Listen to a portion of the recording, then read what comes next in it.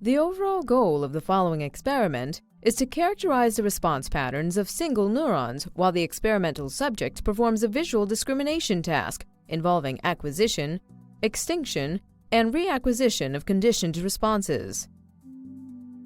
First, an experienced subject is trained to emit one of two possible choice responses following the presentation of one of two different visual stimuli. After the animal reliably performs the discrimination, responding to a random one of the two stimuli, it is not followed by reinforcement anymore. Once conditioned responding for that stimulus has deteriorated, the response is again reinforced continuously, leading to a rapid reacquisition of the response.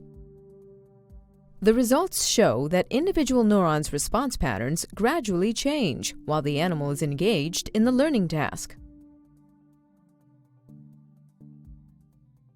The main advantage of this technique over existing methods is that different learning stages are implemented in a single session within a few hours. This permits tracking individual neurons' action potentials over the course of learning. This method can provide insights into the mechanisms underlying adaptive operant behavior at the single-cell level.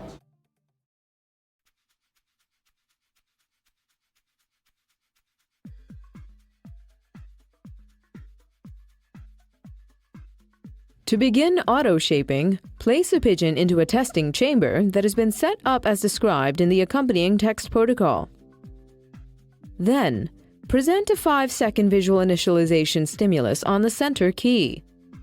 Immediately upon termination of the initialization stimulus or after a single peck to the response key, whichever comes first, switch off the key illumination and present the food reward.